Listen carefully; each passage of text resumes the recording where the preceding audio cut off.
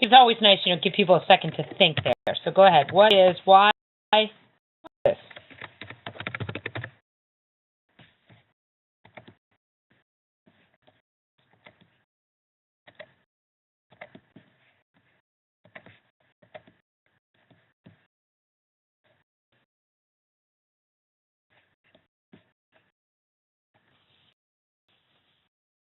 Allow students to help each other before, the teacher comes in and says, this is what's up. I also see a message to all participants, which is a great way to share, because if you share to everybody, everyone can read it. And sometimes they're inspired by each other's work. We were inspired at this hour by Joanna. She's a 9th grade English teacher at Einstein, and she contacted the instructional technology specialist team and asked for great ways to peer edit. And she shared, she couldn't be with us here today, super busy, but she did share that it was a great way for students to become better writers because they're engaged and they work with each other and they listen more to each other sometimes than the teacher, which is one of the reasons why all of a sudden my tech radar starts binging, because the tools of collaboration that we use in Google are so perfect for this venue. She found the same thing as she weighed into using Google to do the peer editing, that because the tools were there for everyone to comment, all editors could come in color-coded and learn from one another. It wasn't one kid with a piece of paper and a pencil writing on another kid's work. It was everybody building that real-time document together. So peer editing is awesome, and we know we want to do it. How do we do that with Google? We're going to start with how to share, how to group, and protocols. So you can imagine if I ignored any technology beyond a pencil, you'd still want to figure out your system for sharing, your system for grouping, and your protocols. I'm going to do 2 little spotlights. One on Quince Orchard High School that's had some really cool success with an NHS peer editing online model. And we're going to do one of our reoccurring features. Add-ons are awesome, which is Draftback. So if you're okay with this agenda, give me a emoticon in the chat. Now, I use strategy quite a bit. It's the digital equivalent of having someone nod at you when you're in a room, when you're ready to move on. So if you're happy with these kind of topics, you give me that smiley face. If you have any questions or thoughts, you can throw them in the chat now or at any point during the presentation, and we will talk about them. So let's start with the nuts and bolts first. We're going to go to sharing. And what I'm going to do is I'm going to throw a document that we're going to be using together into chat. So I invite you all to join me to come in. And I'm also going to share my screen. That sometimes takes a quick sec. And we're going to pop over and talk about sharing.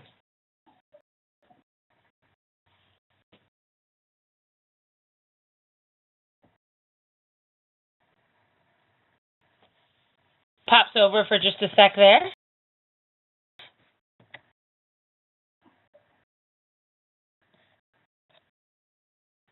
So far in our common, oops, that's not what I want to type, our common space here. Text on the screen. One step is you want to make sure students know how to share with each other. So this is something they're probably already familiar with. This is something they've probably already done. That's great. But you want to figure out how you want them to share in here and what type of tools and tricks and tips they can do when otherwise. Now, what I did was I shared this document. You share button here. I shared it. Anyone in MCPS with a link can share. And I did that just by clicking on Get Shareable Link right here. It shows that anybody can edit. That means anybody who I send a link to this document to, which is right up here, if I copy this link and share it with anybody out there, they can get to it, edit the document. So you guys are there. Go ahead and write your names on the top of the document. So this is here. And I invite you to share your names right here with me.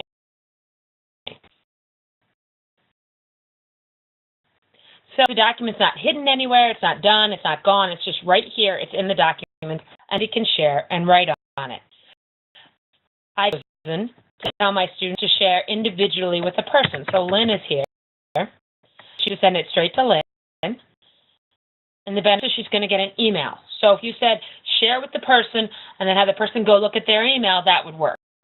If they're sharing anyone with a link, means I can copy this link, email it, put it in, write it right here, have one kind of common center document. You come in, and anyone who clicks on it can get to it. Now, editing is meant to do in peers. Like, I want Megan and Lynn to look at each other, and I really want that match. Then sharing it, click share, and a person is probably better. It doesn't matter who reviews it. It's just that they get viewed. Then sharing anyone with a link and edit is a good way to go. Decide if you want to share, not that anyone can edit, so we can see that everybody here could write on it. You can also choose to share so they can only now the document right now and see if you can write stuff on it.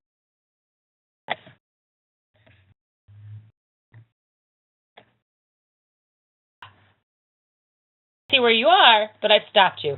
What you can do, Lynn can, because I shared it directly with Lynn. So that means Lynn has the ability to edit, so she's, winning, as she puts out there. But everybody can highlight a piece of text and comment. I invite you to go ahead and try that. The thing English teachers love to say to me the most is,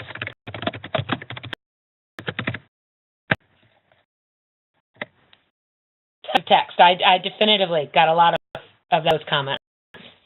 Now, the best part about commenting is someone else can come along to this comment. I invite Lynn or Megan to jump in there, and you can reply to my comment. Like to say, Lynn is rocking it, and I can say, right on. I can start to have a conversation around the document itself. Strategy, if you want students to give feedback, but not make edits or corrections. Yeah, Megan, you wouldn't have told me my writing was passive, but I'm sure trust me, science teachers have plenty to say to me. So Lynn can come in here and she can say feedback. We can start to have this conversation. And once I do it, once I stop my fake text being passive, I can just resolve it and whoop, it goes away. Throw in for peer editing is that these comments, even when you get rid of them, so I resolved everybody's comments. If you click on comments, you can still see them all. Not that we hope this happens often, but we open it if someone ignores our advice. We also see that if a student and a parent are doing a lot of the editing, with more of the parent doing the editing, you can see what they've been saying to each other in comments, and sometimes that's helpful. Can share outside of MCPS, so they can share with their parents if they want their, mom or dad to take a look at stuff, and that's also useful if they're sharing with if they want to share with share with somebody. It's something we should just keep in mind.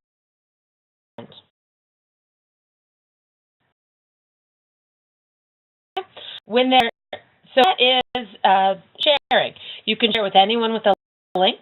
Share to just comment, which is a way to lock it down, and you can also share that everyone can edit the document. If you have them in the chat, if you don't, you can give me a smiley face and let me know ready to go on.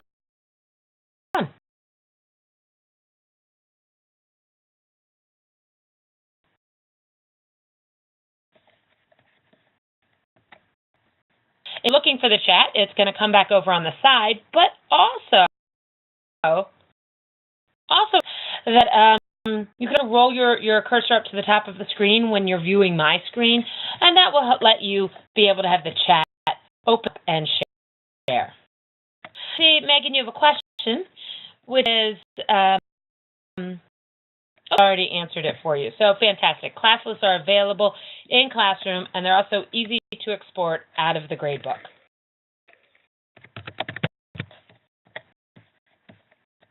Now to our next item on our agenda, which is going to be grouping. So I'm going to switch the screen over.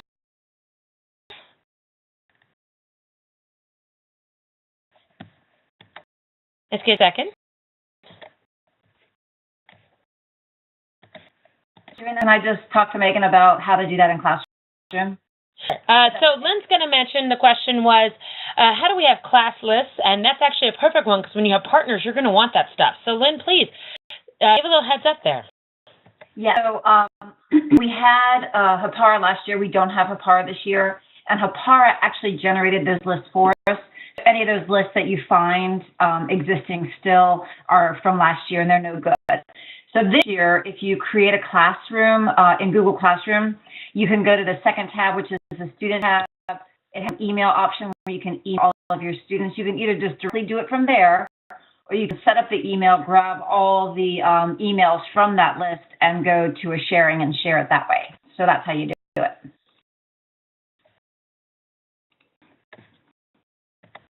That class list become it can be very helpful as you start to pick your partners and your pieces. Now there are 4 different types of parts, which I'm going to pull over here, and I'm going to throw them in our Google document. This is easy to pair up around the room. If you want kids to pair up, say pick a partner, and as soon as they get together, they will press share and share the document to each other. If you've ever done this, say yes in the chat. It's super simple. Kids are good at that. They just throw it in there if it doesn't matter. However, sometimes you want to structure who should be with whom. In this case, a Google document like this can be just as simple as you to come in and insert a table with lots of different rows, and you have a title for partner 1.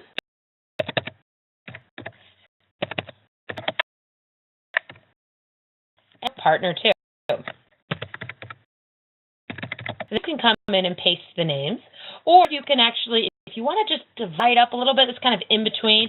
I might put people like guys over here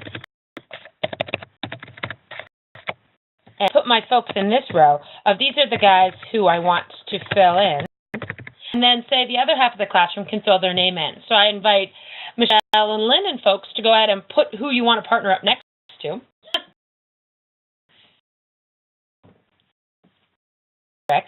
Is on the Chromebooks, although it's not as easy here. Let me make sure. I shared this,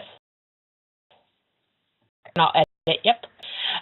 So Lynn and Michelle can type their names in these column boxes here. Go to insert image. Now I'm on a regular desktop, and I don't have a camera on my computer. But if I did, I could say take a snapshot. I'm just going to choose a little image of myself here, and you could invite the kids to sign up using their images. So they can literally on a Chromebook that day, and when you say sign up, instead of writing their name, they can paste their picture. Now, is it just frills? Is that just fun? Are we just excited that I can insert a 1990 picture of myself in 8th grade into a computer? No, it's not just thrills and thrills. Create a community of students who know and trust each other. We don't always know everybody's names in the classes as a student. Yeah, a teacher, it takes us a while to get those names down, right? Well, you know what? It's also stressful for our students to be paired up with someone they don't know. So being able to look at a picture rather than just, this is Carrie, rather than just a name, helps create that community and makes them comfortable. If they're not comfortable, they're not going to give feedback to each other. If you create a nice little table, I can even fill in my part, look good, and have them sign up. And of them, you can just come in and fill in the list. And I can spell in everybody else as we go. We have the free-for-all. I'm going to throw another link into the chat, and you guys can all join me here. I share this, which is Google's version of Excel. And shareable link and let everybody edit. Cool here. I make one column for topic and a second column for author's name and a third column for reviewer. Reviewer 1, reviewer 2. Now, what's so handy-dandy about this? And I'm going to invite Michelle and Lynn to go ahead and write a thick topic for whatever you were writing. I will put one here. I get the first one, and I'm going to say my autobiography. Seeing that delightful picture of myself in a wants to read up more about me, and I'll put my author's name as Carrie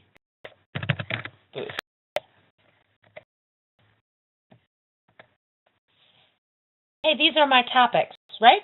Well, now everybody can come look at this document and see this document. I'm going to sneak back over to my peer editing. This is my paper, right? I'm going to go copy here and paste the link to the topic right here. And I can do that by clicking on a cell and then the little insert link guy and paste my link in.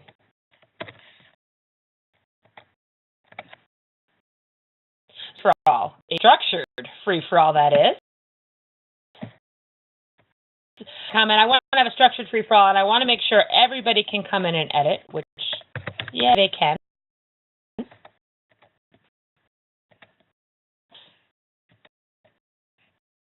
To do a document, it doesn't work right away. I'll just press refresh, because that will sometimes kick a gear. What happens is everybody comes in. Megan, if this is yours, if you copy the link on your computer that's up right now, and you can do it right-click and insert link, or click on insert link up here. You turn your text. All the students can then come to this central document, and all that really matters is you get 2 reviewers. So this way I can cherry pick mine, and maybe if Lynn came in here, she would pick to do mine. They put their name that they do a review. Roles. Reviewer 1's role could be for grammar. I never know if that's grammar or grammar. I think it's grammar. And reviewer 2 can be for tone. And you can even have reviewer 3, general awesomeness.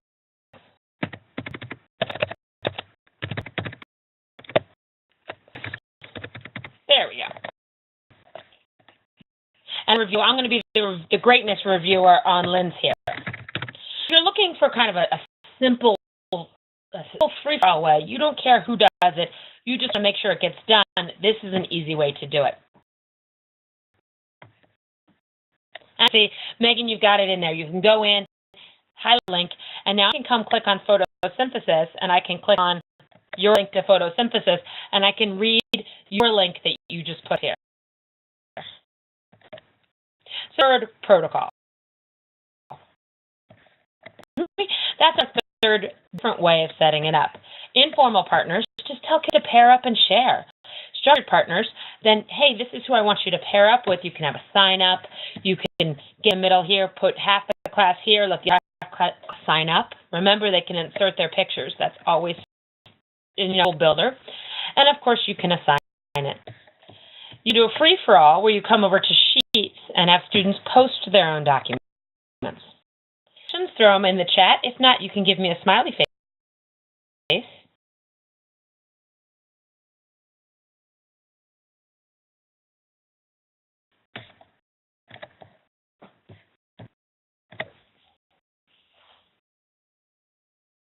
And our big item on app is protocols. The key protocols is, how do you want to run what you're doing? How do you want it to work? What do you want it to be? I'm going to go ahead and shift over and give you some of those protocols, right? Or a couple protocols that you might find useful incorporating into your classroom. Now, right to the peer editing sheet. It looks blank, but it's the same one we've been using. I'm going to put a link in the chat one more time just in case you need it. And we're going to talk about some different pieces here. I'm going to put some fake text in again.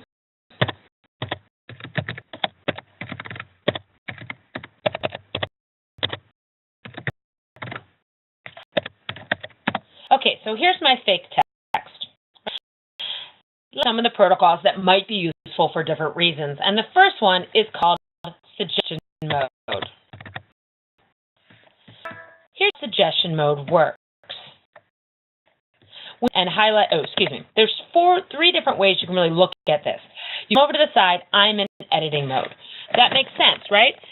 I am able to edit my document. Well, suggestion mode, and I'm going to invite everybody watching to turn on their computer. Track changes does in Microsoft Word. So if you've ever used track changes, this is really familiar to you.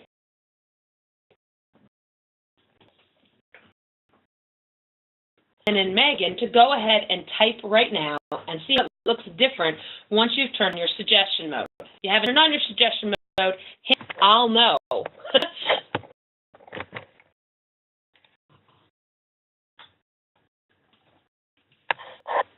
As everybody can guess, yay, suggestion mode, and I'm glad to know Megan loves it. If you know it, you found it.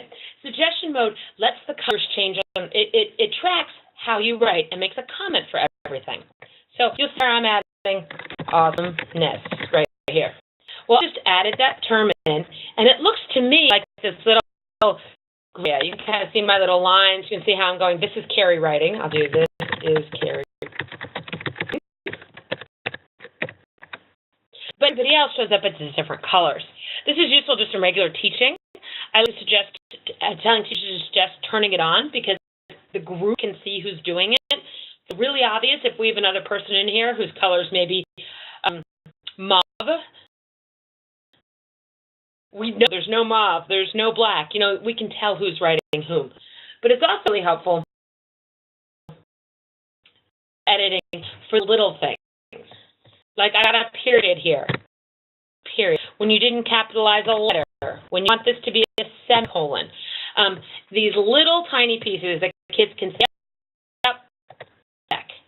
It's useful for kids to come in and try to rechange the writing. I want to go in and say, I think you should add some more examples here. I don't want the other student to come in here and start writing the examples for the student. This would be doing their work for them. You know, classic parent mistake. Doing the work, doing the work, doing the work. So suggestion mode's not the best for this. That's when you come back to comments. I think there should be examples here. You don't write them in for the student, or the peer, teaching your students to come and use comments to give feedback on the work itself. So suggestion mode is for those little pieces, the moments, those capital letters. Code is where you give feedback on the work as it's done.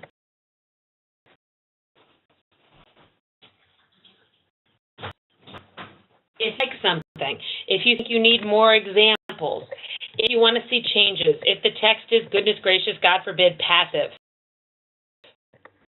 What's also nice is that you get an email when someone edits your document, when comments are made. So if someone comes in comments, the student will get an email. Tell them, I got comments, I can go see what's going on. And of course, you can then resolve the comments once they go away.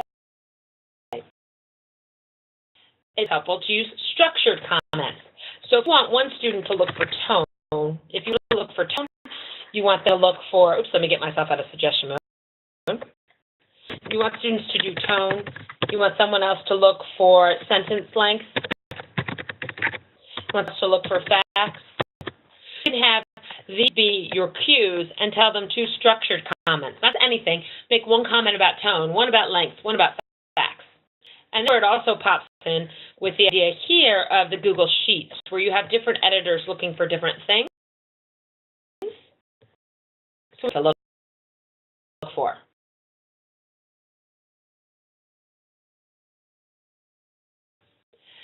And I have to admit, the teacher from Quince Orchard definitely has a better color-coded scheme for me than that.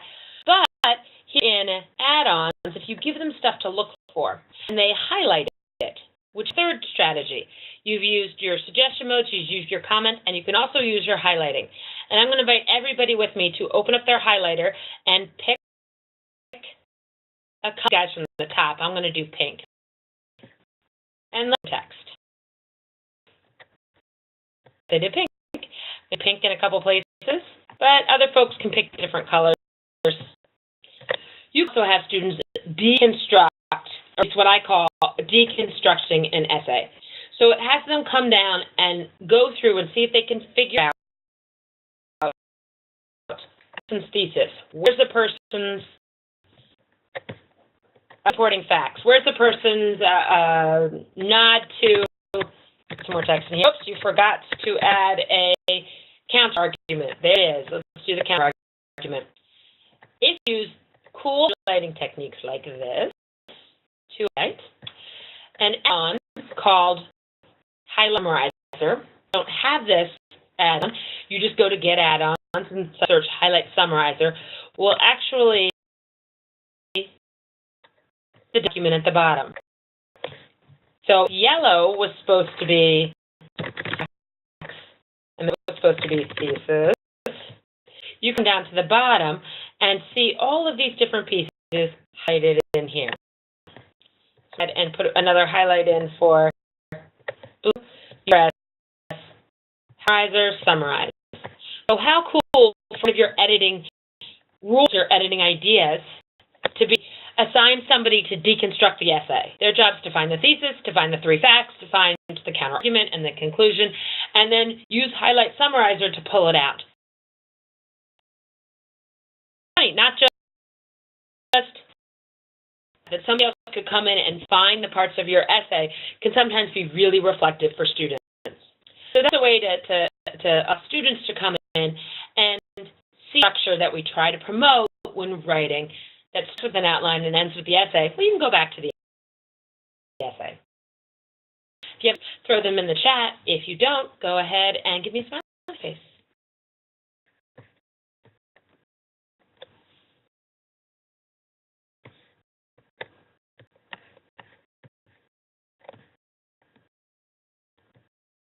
And two recurring features is add-ons are awesome and our school spotlight. I'm actually going to flip the agenda just a smidge and talk to you about add-ons are awesome. There's a really cool add-on for you, and it's called Draft Back. And my period editing document right now, I can show you what it does. It is up here. See this nice little draft back? Once you installed it, draft back, if you click on it, it's going to process the change, you what it does.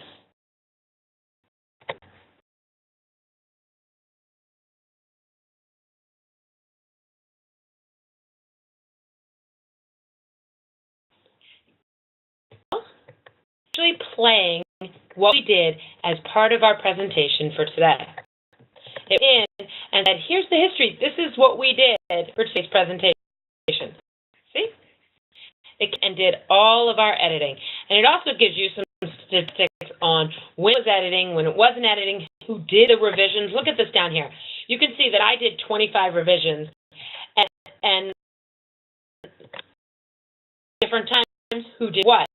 So if somebody, you ever said you didn't do any editing? Yes, I did. Oh, look right here. You can see the history of any document. And I find this so fun. One drawbacks is when you're in suggestion modes, it doesn't do a very good job of figuring that part out, so that's a bummer. You can see my tables actually didn't appear at all. That's a bummer. But if you were doing a straight-up writing, it shows it. It's also an interesting way to show the process. So if a student is just full force, see sudden text just jumps into the whole process. If you all of a sudden see that, well, that they might have copied and lifted that from somewhere. So it's also, you don't have to say, I think you plagiarized. You can say, let's look at your draft back, and can you explain these changes and see what happens? That is our cool add-on of the day called Draft Back. You can add it from the Chrome store. So not only is it an add-on, but if you go to the Chrome store, and I know you do, and you type in Draft Back at the Google's Web Chrome store, you can find it as well.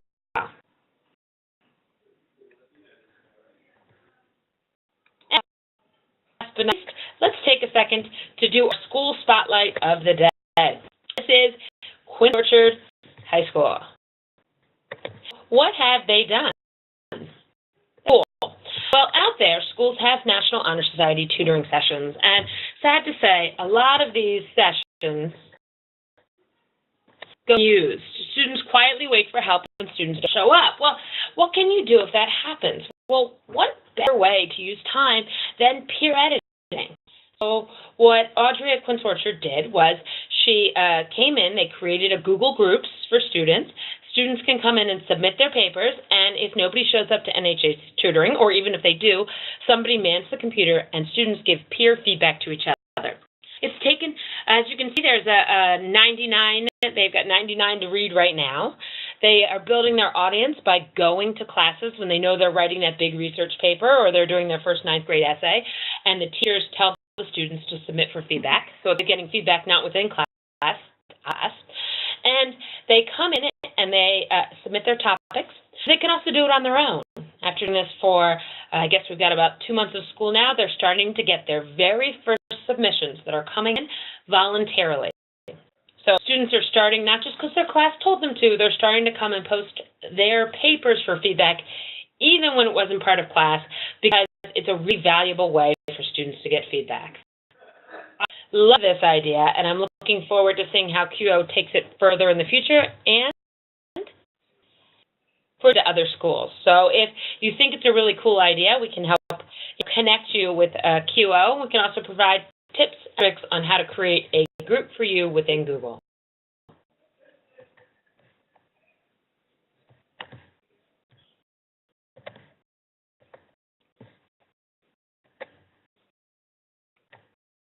That wraps up today's session. But miss if we didn't connect you with more support.